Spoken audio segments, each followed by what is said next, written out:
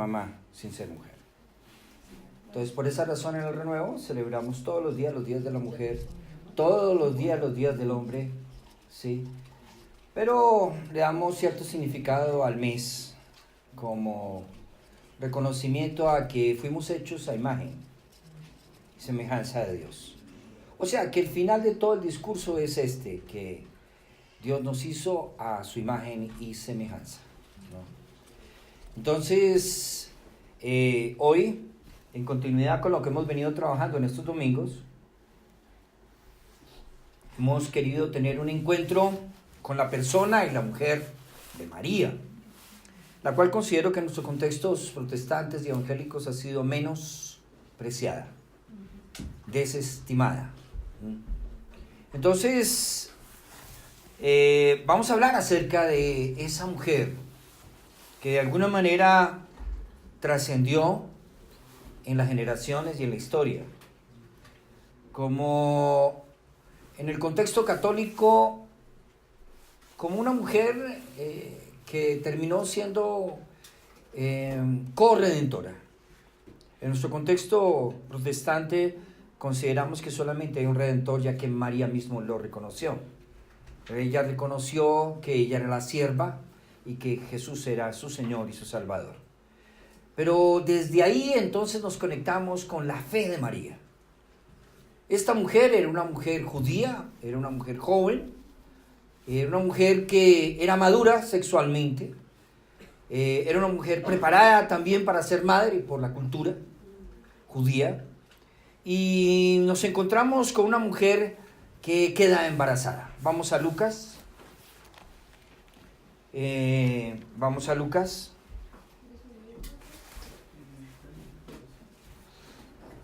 Y ahí encontramos Lucas capítulo 1.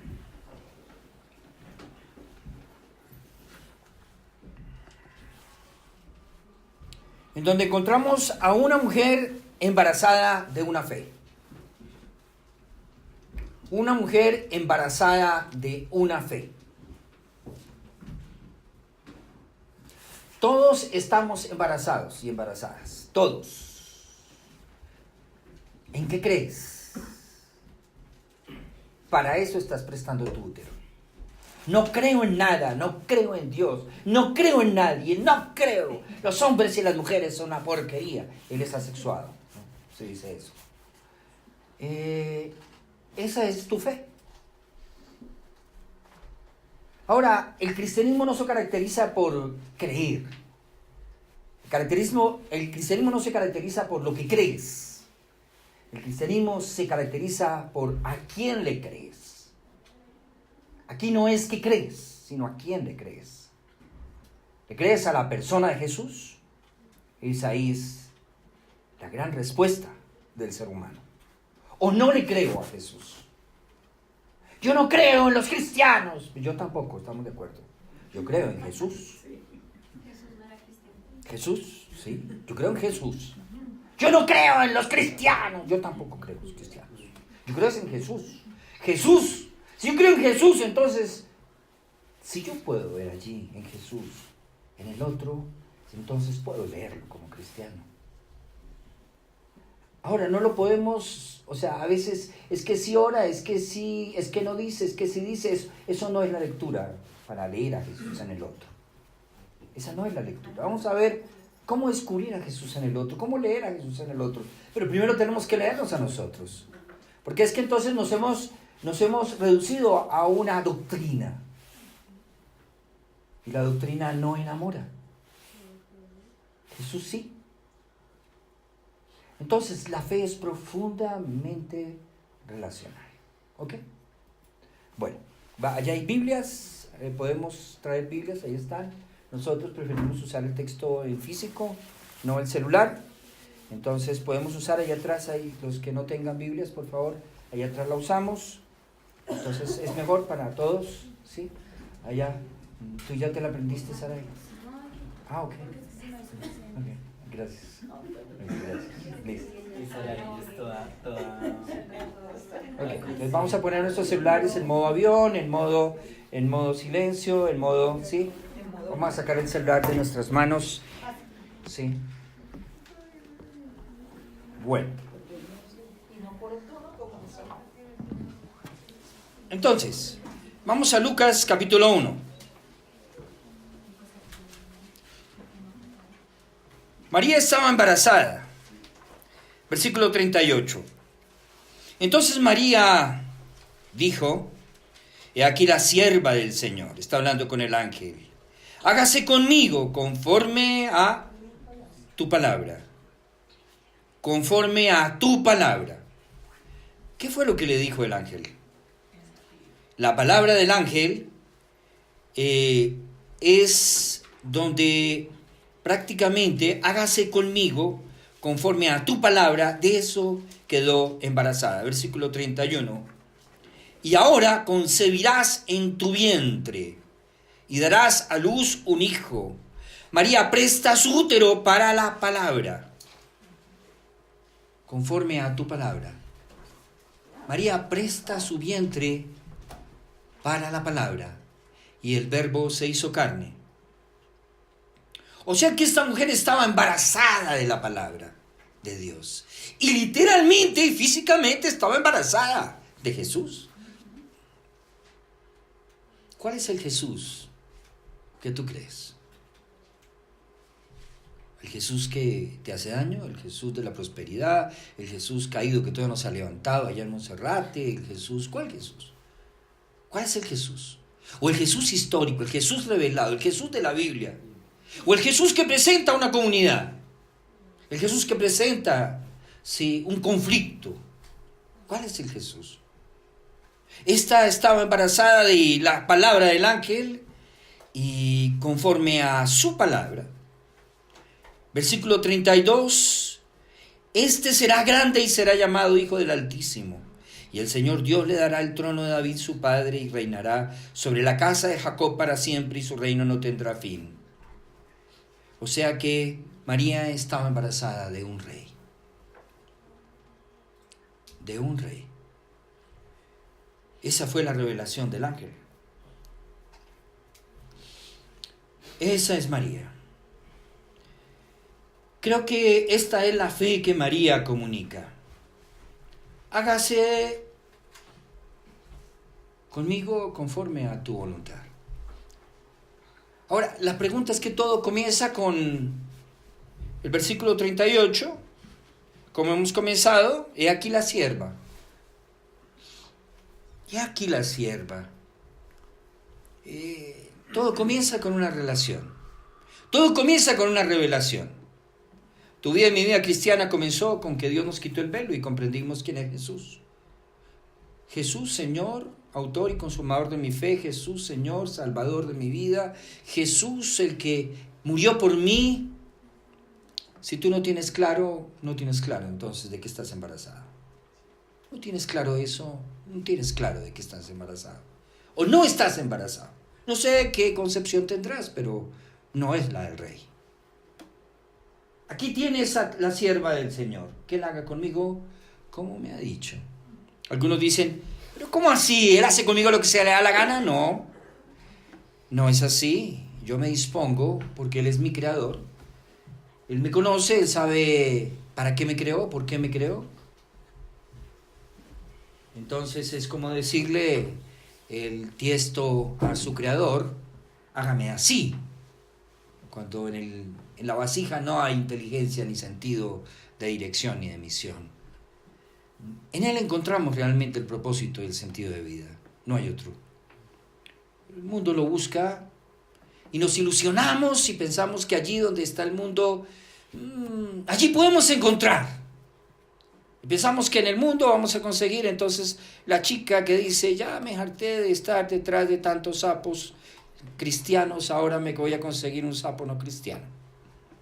Igual, pues yo pienso si buscó entre los sapos y no lo encontró, pues realmente estaba buscando mal, porque eran sapos cristianos, pero no eran sapos, realmente no era un sapo convertido. Sí. Es preferible meterse con un sapo redimido que en un sapo sin redimirse. Entonces realmente buscamos en la charca equivocada. Buscamos en la charca equivocada. Entonces, entonces allí nos conectamos con, entonces, ¿qué es mujer? Hemos pensado definir lo que es mujer y nos hemos encontrado con que definir a la mujer no podemos definirla. Porque la mujer no es un qué es. ¿Qué es mujer? Usted pregunta qué es mujer y ya entra en choque. Ya entra en controversia, ya entra en dificultad para definir qué es mujer. No la podemos meter en un concepto. No es un tema de filosofía, no es un tema de matemáticas, no es 1 más 1 igual a 2, no es algo conceptual, no es filosofía griega, es inspiración divina. Por eso solamente nos podemos acercar a ella desde el ser. No es un saber, no es una definición de sociología, de antropología, de teología, de psicología, no es una definición. Es un quién, no es un qué. Y es desde allí que tenemos que acercarnos para comprender a María. Y lo encontramos en el Proverbios 31. La mujer virtuosa, la mujer que teme al Señor, esa será alabada. Esa mujer es ese quién realmente. Pero esto nos lleva a otra transición, ya teniendo que ver con nosotros. María era una mujer de diálogo. María dialogaba su fe. María dialogaba su fe. Todo comenzó con un diálogo. Miremos cómo comienza la vida de Jesús. Vamos a Lucas, capítulo 2. Encontramos la vida de Jesús cuando comienza a hacerse relacional con el entorno. ¿Comenzó haciendo milagros? No, Jesús no comenzó haciendo milagros.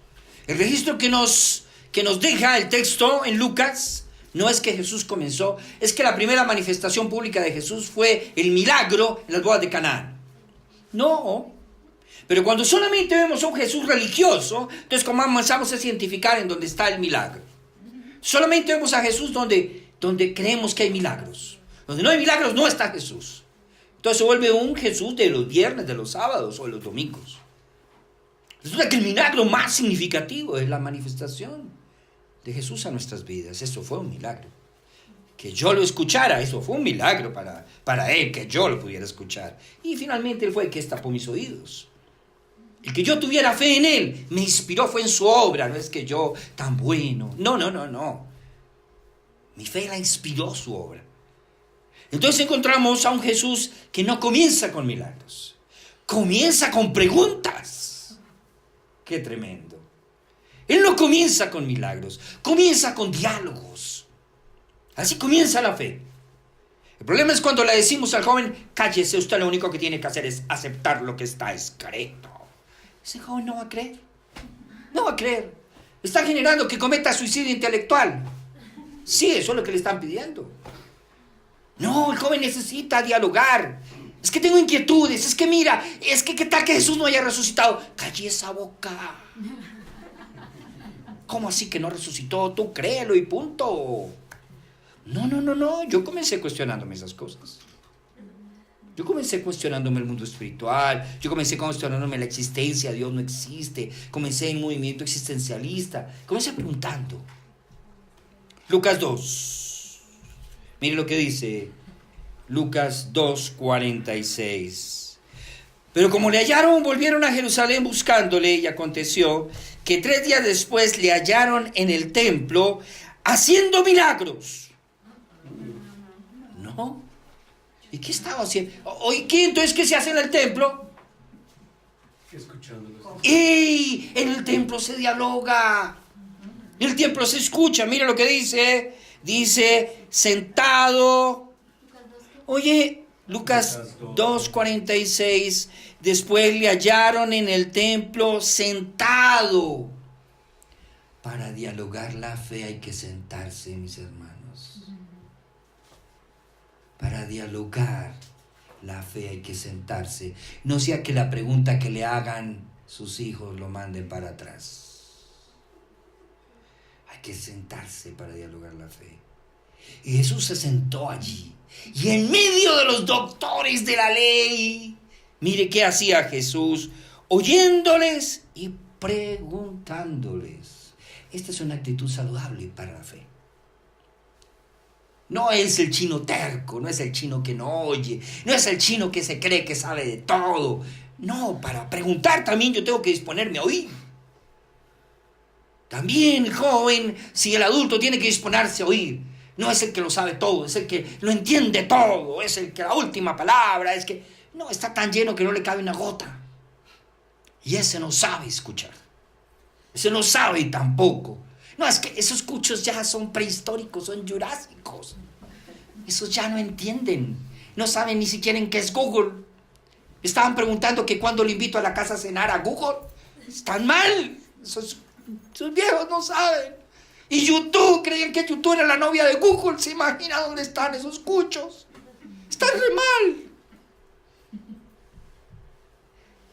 Todo comienza con una disposición a preguntar. Así comienza la fe. Y así inició la vida Jesús, preguntando. Pero mire cómo termina la vida de Jesús. Vamos a Mateo 27. Vamos a Mateo 27.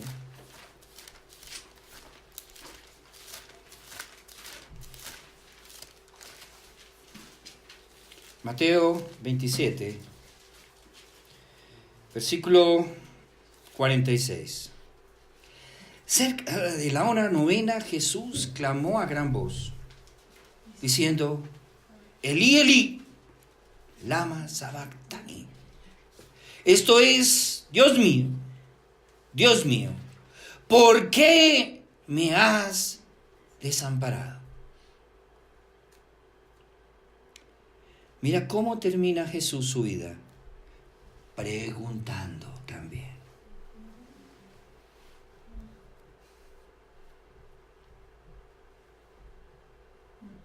Inicia su vida preguntando y termina su vida preguntando.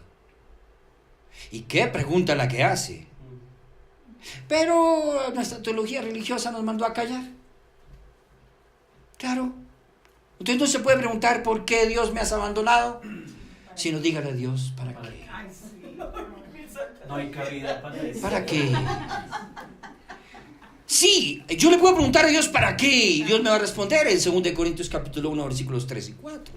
Para consolar a los otros. Pero yo también le puedo preguntar a Dios ¿por qué? ¿Por qué? Y esta es una pregunta de fe también. Esta es una pregunta que requiere ser resuelta. Esta es una pregunta que Jesús la hace en función también del Salmo 22, en el cual el Salmo 22 es un salmo profético y está diciendo: Padre, ¿por qué me has desamparado? Allí estaba identificándose con usted, conmigo. Allí estaba identificándose con el dolor de otros.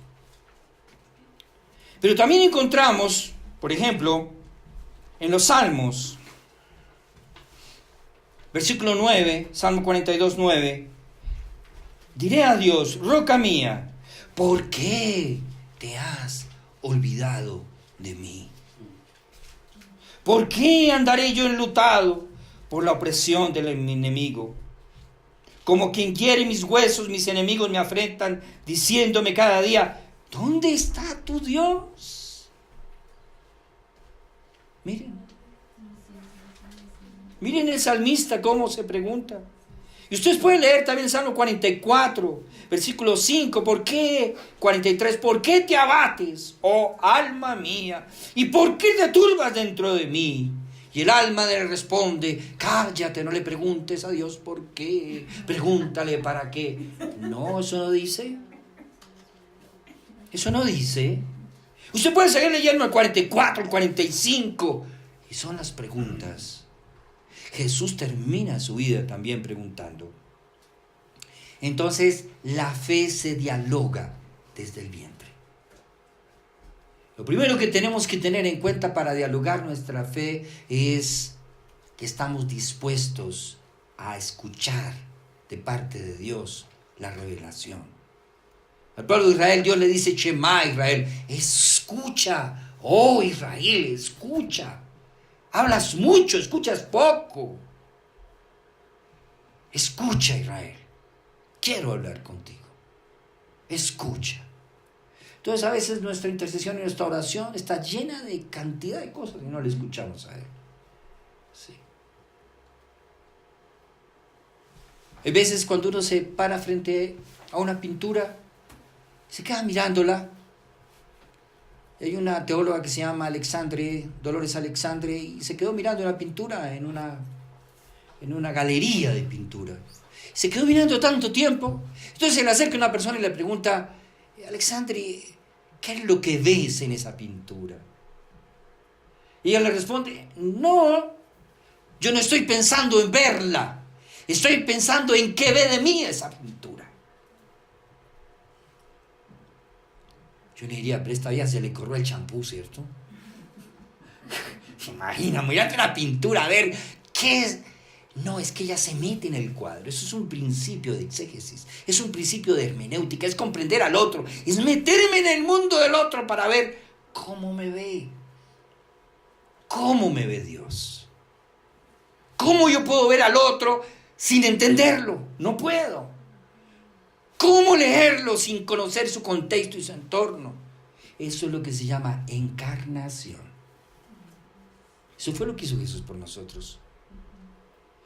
Entonces volvemos otra vez a Lucas y encontramos que en ese diálogo que tiene el ángel con María es un diálogo curioso, porque cuando yo lo he leído muchas veces, pero anoche que lo leía nuevamente yo decía: parecieran dos mujeres embarazadas hablando de úteros.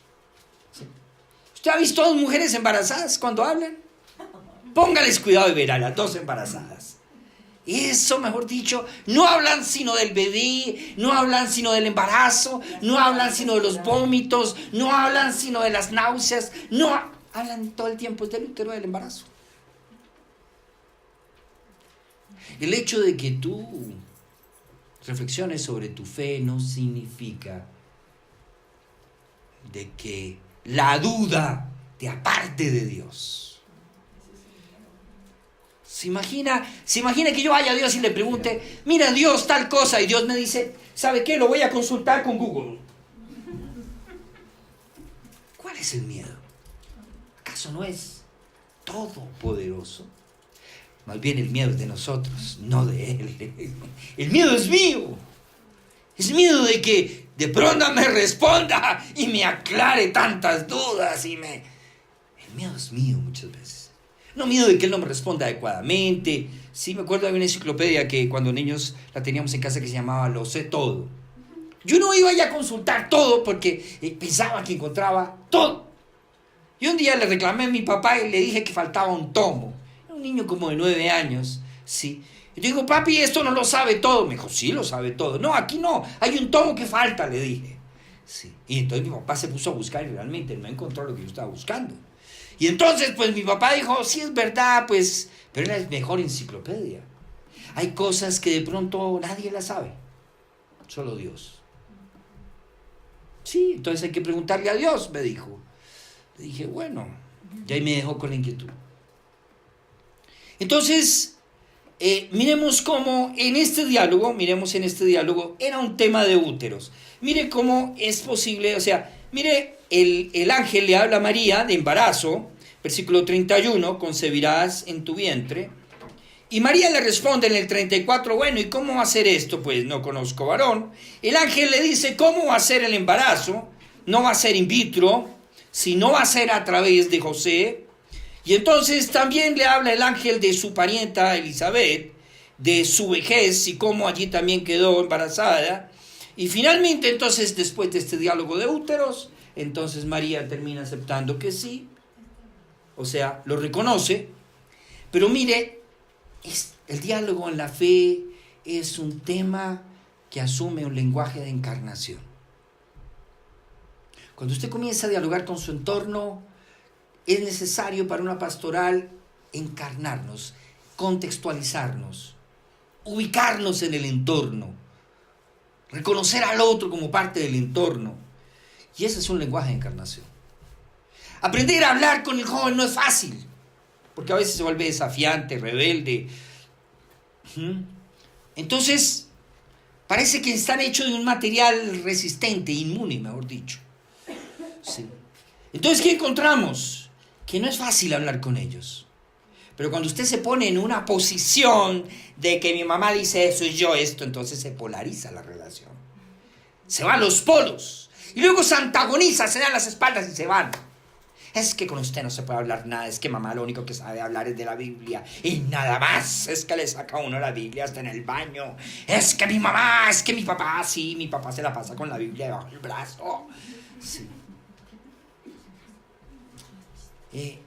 No, o sea, la fe se piensa y se reflexiona en situaciones de crisis también. Miren la crisis que estaba viviendo María. O sea, genial la noticia de que iba a ser la madre del Salvador del mundo. Genial eso, pero mire la crisis que le iba a generar.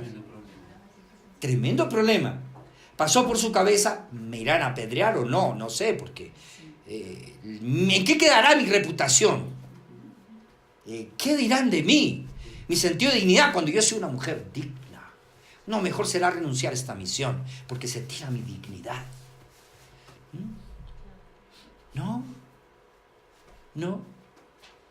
María no tuvo ese. Yo no dudo que María pasó su crisis. Y sobre todo cuando le fue a contar a José, como hemos hablado, el cuentico de que embarazada por el Espíritu Santo, no creo que iba a pasar por ahí. Si el Espíritu Santo debió ser Manuel allá en la sinagoga. Pero no creo que fue el Espíritu Santo. Y entró en crisis José. Entonces, mire en qué momento tú viviste tu fe. ¿Con quién te encontraste? Piensa cómo llegaste a reconocerle a Él como Señor y Salvador. Y seguro que fue en un momento de crisis. Seguro que fue un momento de crisis. Y es allí donde realmente, bueno, es aceptado por María. José la acepta, María acepta este proceso, pero miremos qué pasa allí. Los problemas no terminan. Uno diría es que recibí al Señor Jesús como mi Señor y Salvador y ahora todo en mi vida es fantástico, es bueno, todo es bueno. Pues no, pues resulta que no había dónde parir. De allí comienza la fe. No es que desde que me hice cristiano me fue re mal. Ahora sí, antes tenía el hotel y ahora sí el hospital y sabía dónde era que iba a parir mi mujer y resulta que me echaron del trabajo y la medicina prepagada ahora ya no la cubre y me toca ir a un hospital del distrito con el Sisbén. Sí, claro, eso es de que uno se hace cristiano las cosas le van es peor.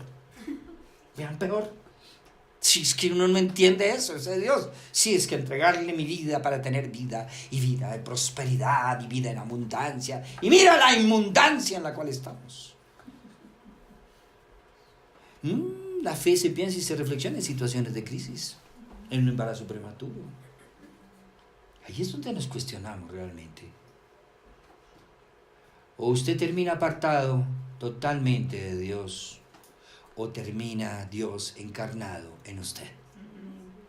No hay otra opción. Usted decide realmente. Entonces, para dialogar tenemos que, como decíamos, debíamos de sentarnos. Para dialogar la fe hay que escuchar el texto, hay que examinar el texto.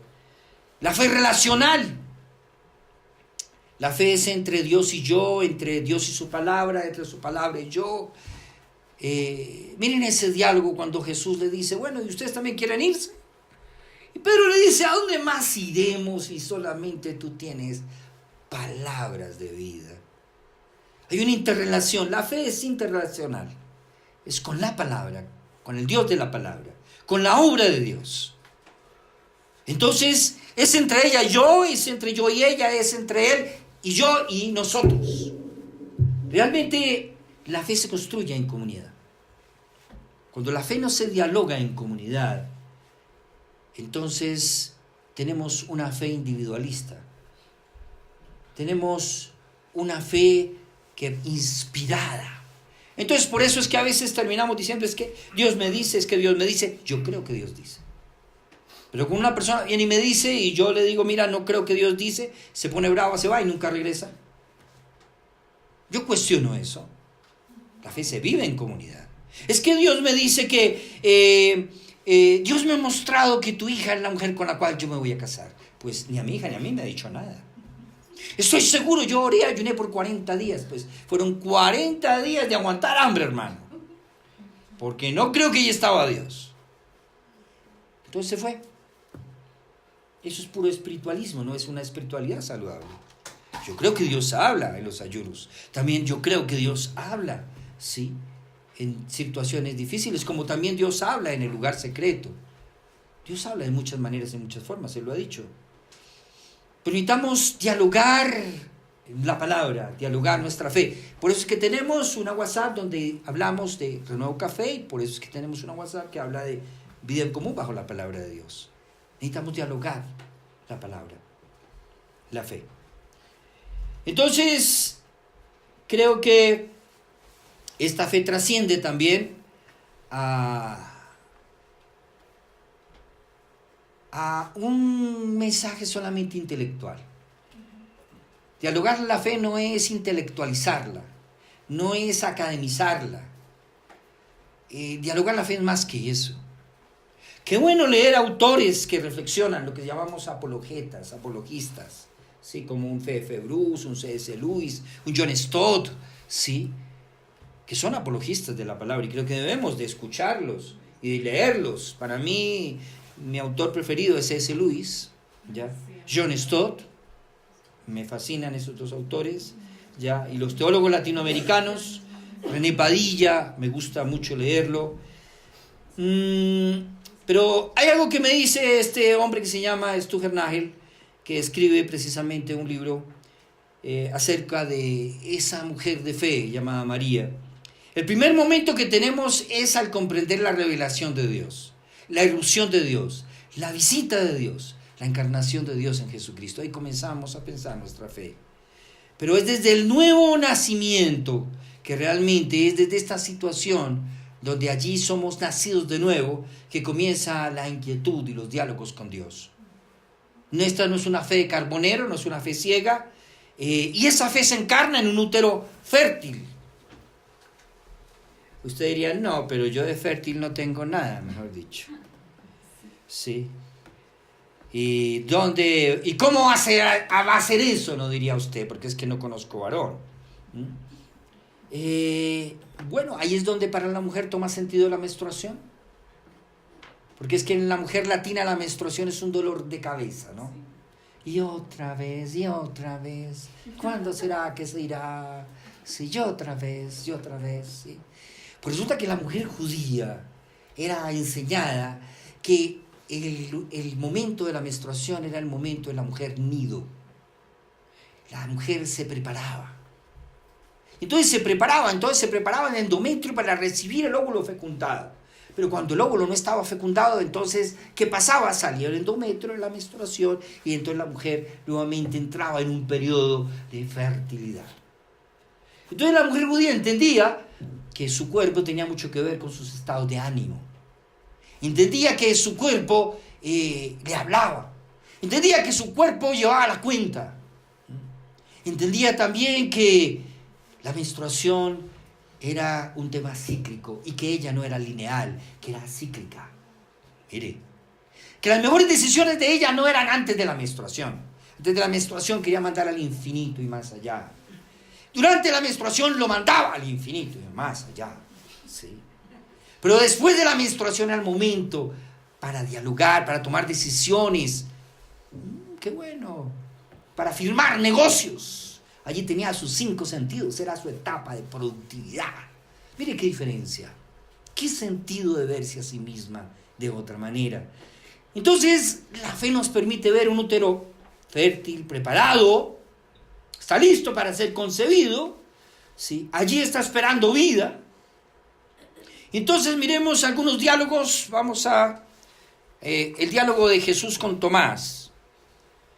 Miremos un momento, vamos a Juan, por favor. Vamos a Juan.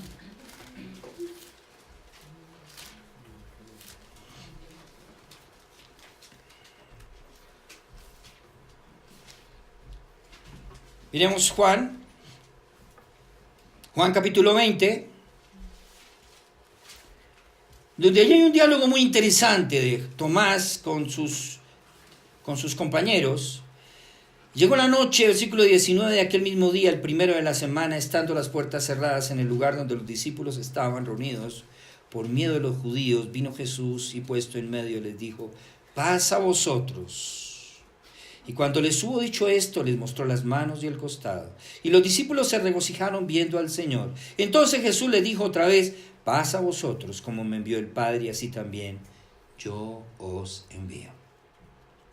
Muchas veces hemos tenido solamente Mateo 28:20. ¿Cómo nos envía? Debemos de aprender a encarnarnos. Un discípulo es aquel que sabe encarnarse en su contexto. Ese es el carácter de un discípulo. Es aquel que puede generar diálogos controversiales. Es aquel que puede dar razón de su fe sin tener miedo a hablar. Es aquel que tiene argumentos desde el contexto bíblico y teológico, pero también desde el contexto en el cual está, sociológico, antropológico, psicológico. Jesús nos envió así como Él fue enviado. Y habiendo dicho esto, sopló y dijo: recibid el Espíritu Santo. Miremos en el versículo 24. Pero Tomás, ¿cierto? Si hay veces que el otro día eran 5 niños y entonces me presentan y yo saludo a cada uno de los niños y entonces cada uno se va presentando y el último es el más freganchín, se mete entre los otros, sí, y hace honor a su nombre, Juan, ¿cierto? Entonces le pregunto: Juan, ¿cómo estás? ¿Cómo te va? Bien, ¿cómo te va? Unos ojitos así todos vivarachos. Le digo: ¿cómo te va? Sí, entonces, como el segundo dice: todos nosotros somos juiciosos, pero él no. Pero él no, ¿no? O sea, pareciera que él es la oveja negra, pero él no. Pues aquí pareciera que fuera así, pero Tomás, ¿cierto? Pero Tomás, uno de los 12, llamado Dídimo, no estaba con ellos cuando Jesús vino. ¿Se imagina el sentimiento de culpa de Tomás o la molestia de Tomás? ¿Por qué fue Jesús y no estaba yo? ¿Y se molestó con Jesús? ¿Sí? ¿Por qué él tenía que estar donde estaba Tomás? Entonces, ¿por qué? ¿Por qué Jesús no estaba ahí? Él tenía que haber venido justo cuando yo entraba, no cuando yo no estaba.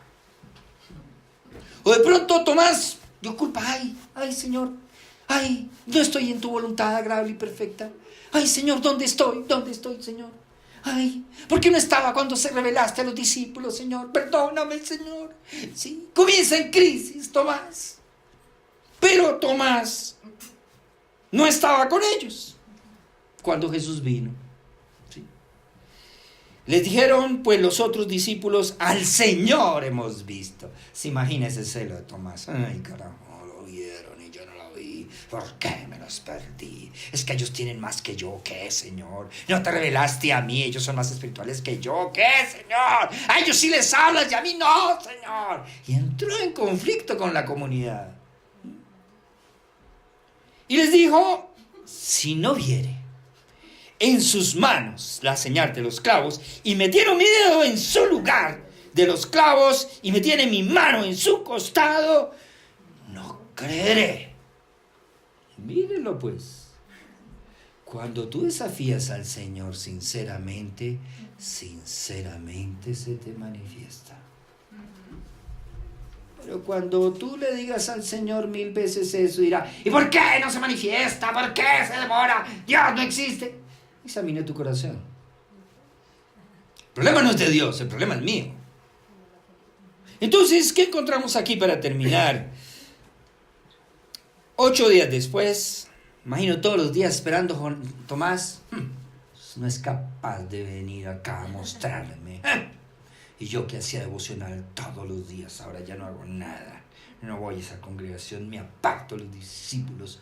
Señor me dejó a mí. Estaban otra vez sus discípulos dentro y con ellos Tomás. Esa reunioncita no se la perdió. Llegó Jesús, estando las puertas cerradas, y se puso en medio y les dijo: paz a vosotros. Y comenzó a predicar ese día. No, derecho se va donde Tomás y le dice: pon aquí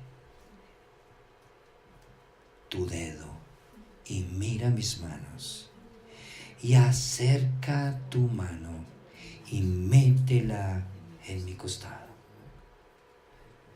Si eso necesita Tomás para creer, cree. Si eso necesita Tomás para volver a mí, no tan solo mete tu mano, todo tu ser. Y entonces serás creyente y no incrédulo, Tomás. No seas incrédulo, sino creyente. Entonces Tomás respondió y le dijo: ay, Señor, si claro, siempre llegas tarde, que ahora te está justificando. Tomás cayó de rodillas diciéndole: Señor mío y Dios mío. Esa fue la respuesta de Tomás. Señor mío y Dios mío. Esa es la respuesta de Tomás. Fe no se opone a razón, mis hermanos.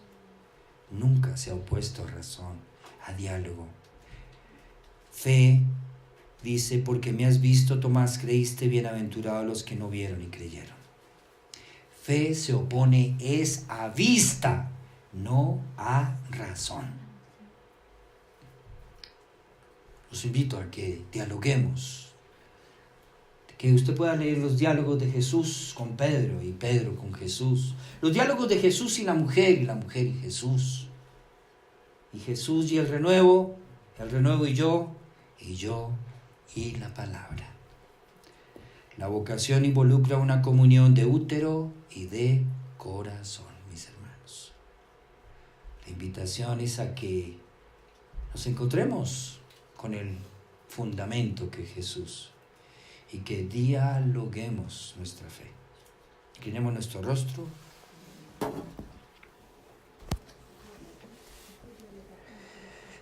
Señor,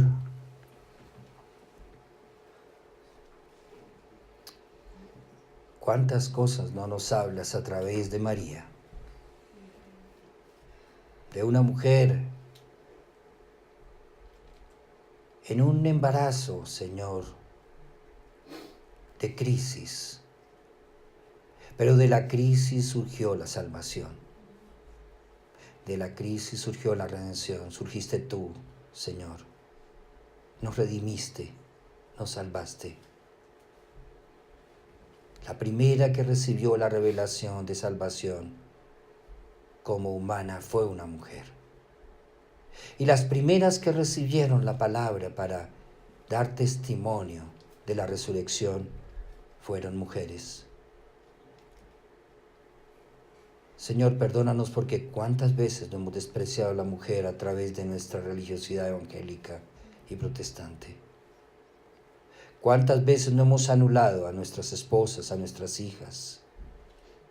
Cuántas veces, Señor, no hemos despreciado el llamado y el ministerio de ellas. Perdónanos como pastores, como hombres, Señor. Y pedimos perdón a ellas. Perdónenos por lo ciego que estábamos.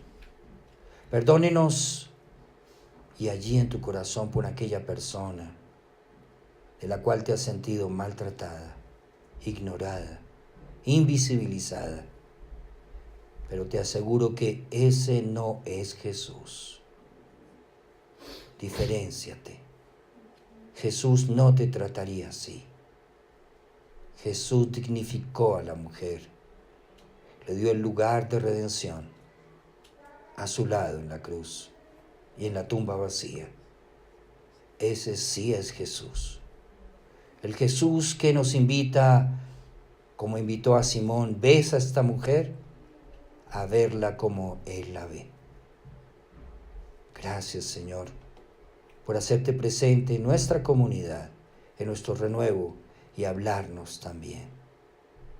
Que venga tu reino y que sea hecha tu voluntad en medio de nosotros. Amén y amén.